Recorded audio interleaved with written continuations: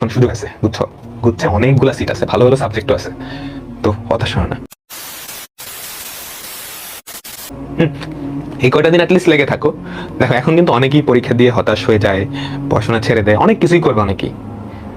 হ্যাঁ, কিন্তু তুমি যদি পড়াশোনাটা করো তাহলে কিন্তু তুমি অনেকের থেকেই আগায় থাকবা, অনেকের থেকে আগে থাকবা। আর আমি যতই সান্ত্বনা দেওয়ার চেষ্টা করি না কেন, এখানে প্রতিযোগিতা কিন্তু তোমাদের মধ্যে, তোমাদের মানে তোমাদের সাথেই তোমাদের, তাই না? এই গ্রুপে যারা আসো ওদের সাথে ওদের প্রতিযোগিতা হবে, তাই না? তো সবাই চান্স পাবা এগুলা বলে আসলে সান্ত্বনা দিয়ে লাভ নাই, কারণ সবাই চান্স পাবে না, এটা স্বাভাবিক, কারণ অতগুলা সিট তো নাই, অতগুলা সিট তো নাই। তো তোমার যেটা করতে হবে সেটা হচ্ছে তোমার এন্ড থেকে সর্বোচ্চটা দিতে হবে, বাকিটা সৃষ্টিকর্তার হাতে। তোমার যাতে এইটা আফসোস করা না লাগে, আমি একটু পড়লে হয়তো পারতাম, ঠিক আছে? বুঝতে পারলাম।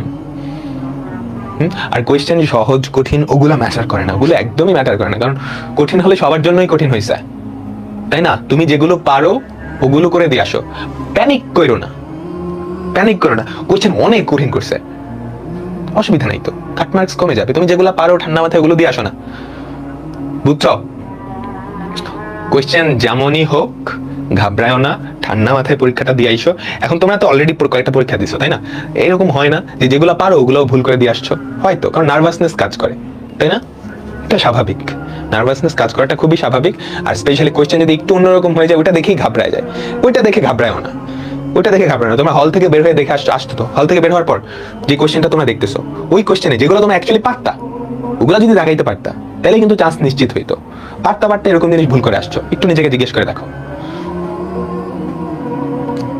ঠিক আছে? একটু নিজেকে জিজ্ঞেস করে দেখো, তো ওগুলা যাতে ভুল না হয়। এটা মেইন ইয়ে হচ্ছে প্যানিক করা যাবে না, কোয়েশ্চেন যেমনই হোক ডাজন্ট ম্যাটার।